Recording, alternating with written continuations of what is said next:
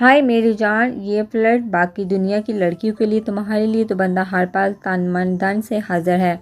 وہ ہونٹوں کو ٹیڑھا کرتا حباست سے بولا، مجھے بھولے نہیں ہو ابھی تک؟ میں سمجھی نام بھی یاد نہ ہوگا۔ اس نے انگلی کو اس کے چہرے پر پھیرا۔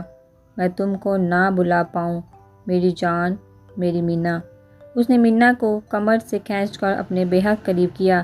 مینا نہیں، حیا نام ہے میرا، حیا سدوانی۔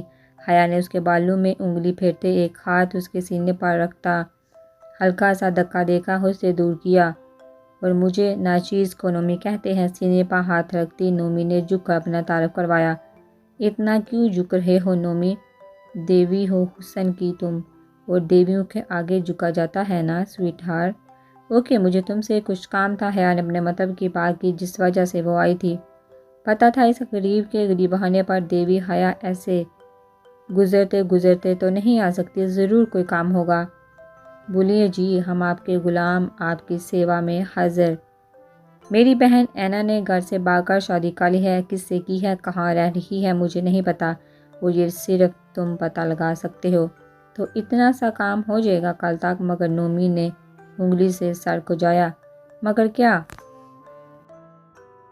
حیا نے اسے سوالیہ نظروں سے دیکھا۔ قیمت لگے گی، کچھ بھی مفت تھوڑی ہوتا ہے سویٹ ہارٹ۔ نومی نے سر ٹیڑھا کر کے ترچھی آنکھ سے اسے دیکھا۔ مل جائے گی تمہیں قیمت، مگر کام ہونے کے بعد۔ حیا اس کے سارے مطلب اچھے سے سمجھ گئی تھی، مگر نفرت کی آگ، وہ بھی اپنی ہی بہن کے لیے، اس کے اندر اتنی زیادہ بڑی ہوئی تھی کہ وہ اس نفرت کی آگ میں سب جلا دینا چاہتی تھی، چاہے پھر وہ خود ہی کیوں نہ راکھ بن جائے۔ واو، سچ؟ وہ خوشی سے تیزی سے اس کی طرف بڑھا تھا۔ ہاں بالکل سچ، تم میرا کام کرو، تمہیں منہ مانگی قیمت ملے گی۔ حیا کے چہرے پر مسکراہٹ تھی، بہت خطرناک مسکراہٹ۔ Thank you sweetheart, thank you so much my love. ایک ہاتھ سے اس کے بال کان کے پیچھے کرتا، دوسرے سے نرمی سے اس کے گال کو مس کرتا۔ نفرت، حسد، ایسی چیزیں ہیں جو انسان کو صحیح اور غلط کا فرق بلا دیتی ہے، پھر انتقام کی چکی پستی ہے۔ پھر چاہے اس چکی میں انتقام لینے والا خود بھی پس جائے، اسے پرواہ ہی نہیں ہوتی۔ وہ گھر بہت دیر سے لوٹا تھا۔ دن کو ہوئے فساد کے بعد وہ گھر لوٹنا ہی نہ چاہتا تھا، مگر رات گئے وہ لوٹ آیا تھا۔ دھیرے دھیرے چلتا وہ اپنے کمرے میں داخل ہوا۔ اسے لگا تھا دانین ابھی تک رو رہی ہوگی، وہ جائے گا تو اس سے لڑے گی، مگر وہ تو صوفے پر الٹی پلٹی مارے بیٹھی، لیپ ٹاپ کھولے بیٹھی تھی۔ دروازہ پاؤں کی ٹھوکر سے زور سے بند کرتا ڈریسنگ کے سامنے آ کھڑا ہوا، ترچھی نگاہ دانین پر ڈالی، جس نے ایک بار بھی سر اٹھا کر اسے نہیں دیکھا تھا۔ گھڑی اتار کر ڈریسنگ پر رکھتے اس نے ٹائری لکھی، پھر پیر پٹکتا باتھ روم میں گھس گیا۔ دانین نے نظر اٹھا کر باتھ روم کے دروازے کی سمت دیکھا۔ وہ اس شخص سے ایک نفرت ہی تو نہیں کر پا رہی تھی، اور دوسری شے تھی محبت، جو اب محسوس ہی نہیں ہوتی تھی۔ چینج کر کے وہ باہر نکلا تو وہ پھر سے لیپ ٹاپ میں گم تھی۔ دن کو ہونے والے ڈرامے پر روشنی ڈالو گی؟ ایشور نے اسے لیپ ٹاپ چھین کر بیڈ پر اچھالا۔ ساری روشنیاں تم اور تمہاری اس بھتیجی نے ڈال دی تھی، میری اتنی مجال جو روشنی ڈالوں۔ چبا چبا کر کہتے وہ پھر سے لیپ ٹاپ لے کر بیٹھ گئی۔ مجھے سچ جانا ہے، اس کا چہرہ ایشور نے تھوڑی سے پکڑ کر اونچا کیا، اور تم سب دن کو سچ بھی بتا چکے ہو۔ دانین نے بنا ڈرے کہا، کیا رشتہ ہے تمہارا سادی سے؟ لیپ ٹاپ کارپیٹ پر پٹکتے ایشور نے ہاتھ سے کھینچ کر اسے اپنے مقابل کھڑا کیا۔ پتہ ہے اس دن تم نے میرا کیریئر جلایا تھا، میرے خوابوں کو آگ میں جھونک دیا تھا۔ اس دن سے پہلے میں نے تم سے بے انتہا محبت کی تھی، اس دن کے بعد کچھ بھی نہیں کر پائی، نہ محبت نہ نفرت، کیونکہ ایک عورت ہوں میں، اور عورت محبت اسی سے کرتی ہے جو اس کو عزت دیتا ہے۔ تم سے بھی محبت اسی لیے ہوئی تھی کہ تم مجھے عزت دیتے تھے، مگر اب تم نے جو کچھ کیا اس کے بعد محبت کی گنجائش ہی نہیں تھی، مگر وہ ذرا دیر کو رکی۔ جب عورت ماں بنتی ہے تو اس کے پاس دو آپشن ہوتے ہیں، یا صرف عورت رہے یا ماں بن جائے، اور میں نے دوسرے آپشن کو چنا۔ میں ماں بنی تو میں نے اپنے اندر کی عورت کو رہنے دیا اور ماں کو آنے دیا، اور میں تو معاف کر دیتی ہے اور میں نے کر دیا تمہیں معاف، کیونکہ تم میرے ہونے والے بچے کے باپ ہو۔ مگر تم نے کیا کر دیا؟ میرے اندر جو صرف ماں رہ گئی تھی آج آدھی ٹوٹ گئی۔ اب تم سے اتنی شدت سے میں نفرت کروں گی کہ تم بھی جلو گے اس آگ میں۔ تم غلط ہو اور ایک دن ثابت ہو جائے گا۔ اس دن تمہیں احساس ہوگا تم نے کیا کھویا، یا پھر تم پچھتاؤ گے، مگر تمہارے ہاتھ کچھ نہیں آئے گا۔ یاد رکھنا، میں معاف نہیں کروں گی اور تم باقی کی زندگی پچھتاووں میں گزارو گے۔ گال پر بہتا اکلوتا آنسو صاف کرتے وہ واش روم میں گھس گئی تھی۔ وہ باقی کے بچے آنسو اس پتھر شخص کے سامنے نہیں بہانا چاہتی تھی، اور وہ تو اسے دیکھ کر رہ گیا تھا۔ اکثر یہ سوچتا کہ اگر سب ایسا نہ ہوا جیسا وہ سمجھ رہا ہے تو پھر، مگر دوسرے ہی پل اس پر ایک پتھر شخص چھا جاتا جو اس کی سوچنے سمجھنے کی صلاحیت ختم کر دیتا۔ آپ کیوں جا رہے ہیں شامین؟ اینا صبح سے ایک ہی سوال پوچھے جا رہی تھی۔ گڑیا تم اپنی محبت سے مل گئی، میں نہ ملوں کیا؟ شامین اس کے گال پر چٹکی کاٹی۔ تو آپ اپنے ان کو کہیں وہ یہیں آ جائے، پلیز آپ مت جائیں۔ کون کہاں جا رہا ہے بھئی؟ اندر داخل ہوتا امان سیب کی کاش منہ میں رکھتا ہوا بولا۔ شامین ترکی جا رہی ہیں، سعید بھائی نے بلا لیا ان کو، آپ روکے نا۔ اینا نے امان کا بازو پکڑ کر بچوں کی طرح ضد کی۔ اوئے کیوں جا رہی ہے تو؟ امان نے ہلکی سی چپت اس کے سر پر لگائی۔ سعید سیٹل ہو گیا ہے، چاہتا ہے میں بھی اس کے پاس پہنچ جاؤں۔ شامین مسکرائی۔ خوش ہو بہت تم؟ ہاں بہت۔ شامین بہت خوش لگ رہی تھی۔ چلو خوش رہو تم۔ اینا میں ہوں نا تیرے پاس، بہت جلد قادمی حویلی لے جاؤں گا، موج سے زندگی گزاریں گے پھر۔ امان سیب کھاتا صوفے پر ٹانگ پھیلاتا بیٹھ گیا۔ کب لے کر جاؤ گے؟ اینا اس کے پاس ہی بیٹھ گئی۔ بہت جلد۔ امان اس کا گال تھپتھپایا۔ تم لوگ جاتے رہنا، ابھی میری شام کی فلائٹ ہے، مجھے تو ٹھیک سے الوداع کر دو یار۔ صحیح، لنچ ہم ساتھ میں باہر کریں گے، سادی کو بھی بلا لیتا ہوں، کل ہمیں بھی مری واپس جانا ہے۔ Done done. وہ چاروں اس وقت لاہور کے ایک خوبصورت ریسٹورانٹ میں موجود تھے۔ رات میں شامین کی فلائٹ تھی، کل سادی لوگوں نے بھی مری کے لیے نکل جانا تھا۔ یہ الوداعی پارٹی دی جا رہی تھی۔ شامین کو ہنستے مسکراتے وہ لنچ کرنے میں مصروف تھے۔ شامین کے جانے کا دکھ بھی تھا اور وہ ایک خوشحال زندگی گزارے گی اس بات کی خوشی بھی تھی۔ ہاں یار، وقت سے پہنچ جانا۔ فون پر بات کرتا نومی ہوٹل کا گلاس ڈور دھکیلتے اندر داخل ہوا۔ ٹیبل کے ساتھ کی کرسی کھینچ کر وہ بیٹھا ہی تھا کہ سامنے اینا کو دیکھ کر ٹھٹکا۔ فوراً سے اس نے موبائل سے تصویر کھینچی۔ تصویر ایسی کھینچی گئی تھی کہ اس میں سادی، اینا اور امان نظر آ رہے تھے۔ اف، میرا کام تو بن گیا۔ نومی شیطانی مسکراہٹ کے ساتھ ان کی طرف دیکھ رہا تھا۔ اب آئے گا مزہ۔ موبائل پاکٹ میں ڈالتا وہ حیا سے ملنے کے ارادے سے اٹھ کھڑا ہوا۔ ہوٹل سے نکلتے ایک مکروہ مسکراہٹ ان ہنستے کھیلتے چار نفوذ پر ڈالتا وہ اپنی گاڑی کی طرف بڑھ گیا۔ مجھ سے ملنے ضرور آنا، تمہارا اور امان کا انتظار کروں گی میں۔ شامین جا رہی تھی، تھوڑی دیر میں اس کی فلائٹ تھی۔ سادی، اینا اور امان اسے چھوڑنے آئے تھے۔ واقعی یار، جو بندہ محبوب کو پیارا ہوتا ہے دوستوں کو بھول جاتا ہے۔ تم پرائی ہو گئی ہو شامین، پرائی ہو گئی ہو، سادی نے ڈرامٹک انداز میں کہا تو تینوں نے حیرانی سے اسے دیکھا۔ کیوں سادی، کیا ہو گیا؟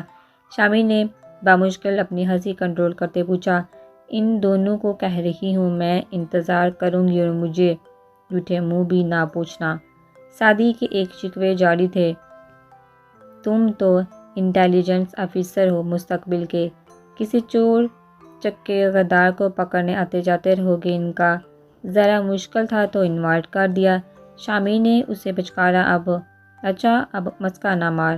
اس کی باتیں جاری تھی۔ تھوڑی دیر میں ترکی جانے والی فلائٹ کی اناؤنسمنٹ ہوگی تو شامین نے الوداعی نظروں سے انہیں دیکھا۔ اچھے دوست زندگی کا سکون ہوتے ہیں شامین، اور تم وہ سکون ہو میری زندگی کا۔ ملیں گے پھر کسی دن کسی موڑ پر، اور مل بیٹھ کر یوں ہنسیں گے جیسے پاگل ہوں، اور بے شک پرانے دوست ایک دوسرے کے لیے پاگل ہی ہوتے ہیں۔ سادی نے کہتے ہوئے ہاتھ آگے بڑھایا جس پر امان، شامین اور اینا نے اپنے ہاتھ رکھے تھے۔ سب سے مل کر شامین بھیگی آنکھیں صاف کرتی اپنی منزل کی طرف روانہ ہو گئی۔ یہ فون کیوں بند ہے؟ حیا کا اتنی دھواں دار نیوز دینی تھی۔ وہ مسلسل کمرے میں ٹہلتا ہوا اسے کال میں لا رہا تھا، مگر ہر بار نمبر بند ہونے کی اطلاع مل رہی تھی۔ مجھے واپس جا کر اسے بتانا چاہیے، بڑی مشکل سے وہ ہاتھ لگی ہے، ہاتھ سے پھسل نہ جائے۔ نومی نے بڑبڑاتے ہوئے الماری سے بیگ نکالا اور کپڑے رکھنے لگا۔ او ڈیئر کزن، یہ کیا ہو رہا ہے؟ ایک لڑکا اندر داخل ہوا تو اسے تیزی سے پیکنگ کرتے دیکھا چونکا۔ عادل، مجھے رکنے کی کوشش نہ کرنا، بہت ضروری کام ہے، مجھے فٹافٹ نکالنا ہوگا۔ یار نومی، تو 2 ہفتوں کے لیے آیا تھا، مشکل سے 1 دن ہی ہوا ہے، اور شادی ہے یار، انجوائے کر۔ گھر ایسے فیملی پارٹیز ضرور تھوڑی ہوتی ہیں۔ دن کو بھی ہم تجھے ہوٹل میں ڈھونڈتے رہے تھے، نہ جانے کن چکروں میں ہو تم۔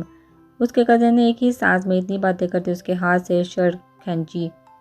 یار کہاں نہ مت رکو، میں واپس آ جاؤں گا، 2-3 دن بعد شادی ٹرن کروں گا، مگر ابھی جانا ہوگا مجھے۔ نومی نے اس کے ہاتھ سے شرٹ چھین کر بیگ میں رکھی اور جلدی سے سوٹ کیس بند کرتا قد آور آئینے کے سامنے جا کھڑا ہوا۔ پکا آؤ گے؟ عادل نے اداسی سے پوچھا۔ ہاں یار، آؤں گا۔ بال ہاتھ سے پیچھے کرتا وہ سوٹ کیس گھسیٹتا وہاں سے نکل آیا تھا۔ وہ جلد از جلد حیا کے پاس پہنچ کر اسے حنا اس کے شوہر کے متعلق بتانا چاہتا تھا۔ کل پیپر ہے یار، تو نے کچھ پڑھنا ہے کہ نہیں؟ سعدی نے امان کو کوشچن مارا جو پچھلے 2 گھنٹے سے موبائل میں گھسا ہوا تھا۔ اب اپنی اتنی خوبصورت بیوی کو اکیلا چھوڑ کر آیا ہوں، اور کیا کروں؟ امان پر ذرا اثر نہ ہوا تھا۔ ہاں بہت اچھے، کہاں چھوڑ کر آئے ہو؟ یہ 10 میٹر چلو تو سامنے دکھے۔ وہ اور اکیلی کہاں ہے؟ وہ اپنی دوست کے پاس ہے، اسی لیے کچھ پڑھ لے تو۔ سعدی نے برا سا منہ بنایا۔ میں نے ٹاپ کرنا ہے بغیر پڑھے، اور تو پڑھ کے کا لینا؟ امان نے بے پرواہی کا مظاہرہ کیا۔ کیوں، کیا ارادہ ہے تیرا؟ سعدی نے مشکوک نظر سے اسے دیکھا۔ یہ دیکھ۔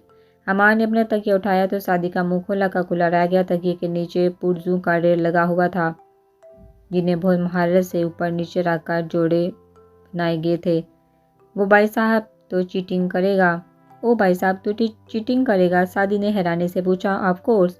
امان نے آنکھیں پٹائی تو یہاں کیا کر رہا ہے؟ تم جیسو کو سیاست میں ہونا چاہیے۔ سعدی نے واپس برا منہ بناتے کتابیں کھولی۔ اور تیری مشورہ کمال کا دیا ہے، تو نے سوچتا ہوں کچھ۔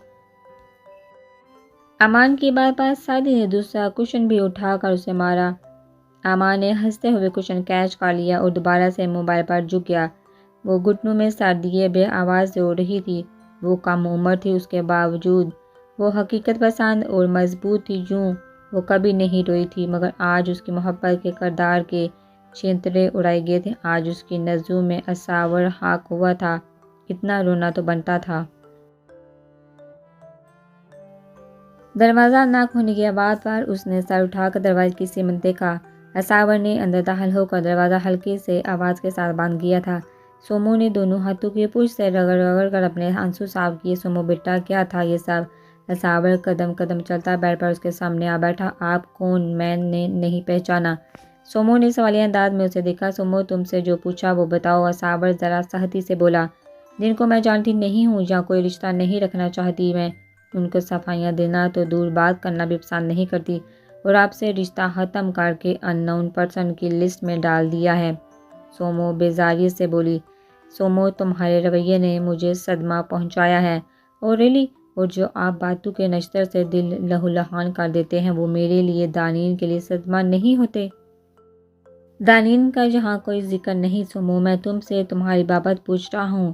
میں تم سے اتنی محبت کرتا ہوں کہ تمہاری باتیں گہرا صدمہ ثابت ہوئی میرے لیے۔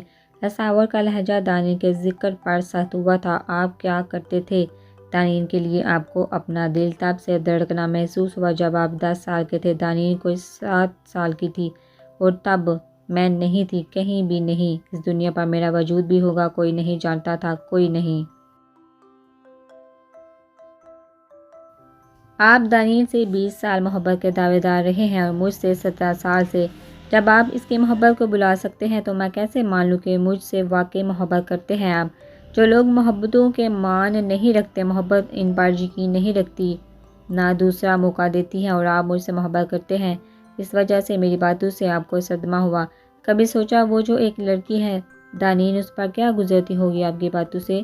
میری 17 سالہ محبت میں دی گئی اذیت آپ کو ٹھا کر کے لگی ہے تو آپ کی 20 سالہ محبت کے بعد دی گئی تکلیف اس کے لیے موت جیسی اذیت ثابت ہوئی ہوگی۔ سومو اسے آئینہ دکھانا چاہتی تھی مگر وہ شخص محبت کا مجرم تھا، اور مجرم کہاں اپنے جرائم آئینے میں دیکھتے ہیں۔ سادی نے جو کیا اس کے بعد دانین کو سر آنکھوں پر نہیں بٹھایا جا سکتا تھا۔ آپ چلیے ایک پل کو مان لیں، سادی نے امان بائی کا قتل کیا ہے، اس میں دانین کو سزا دینے والی کون سی لاجک ہے؟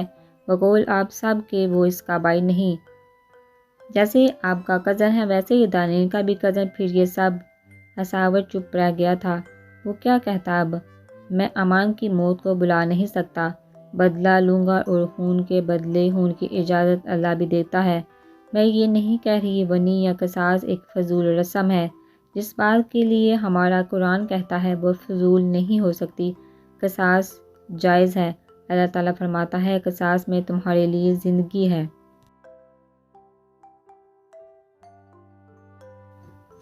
موت کا تکلیف کا ذکر تو نہیں کیا، پھر آپ کیوں اسے موت سے پہلے موت سی اذیت دینا چاہتے ہیں؟ آپ دانین کے ساتھ جیسے پہلے تھے ویسے بھی تو رہ سکتے تھے، آپ کو بدلنا نہیں چاہیے تھا۔ بدلے کا حکم ہے مگر اس سے بہتر ہے معاف کر دینا۔ بدلاؤ ضروری ہے مگر یہ بدلاؤ محبت میں آ جائے تو سب تہس نہس ہو جاتا ہے۔ جس کار کا فرد یوں اندھادھند قتل کر دیا جائے وہاں کے مکین پہلے سے نہیں رہ سکتے۔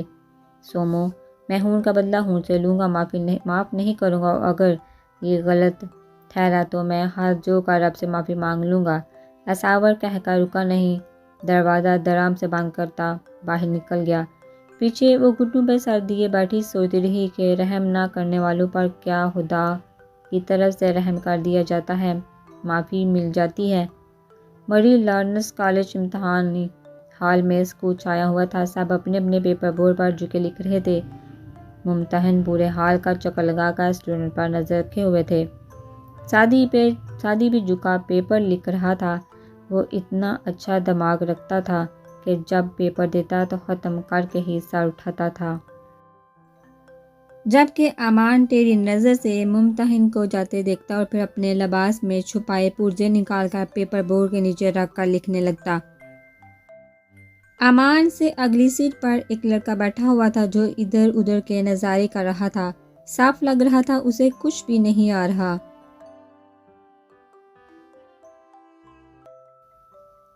اس سے اگلی سیٹ پر سادی بیٹھا تھا جو چپ چاپ لکھے جا رہا تھا۔ اوئے کیوں بیٹھا ہے ایسے؟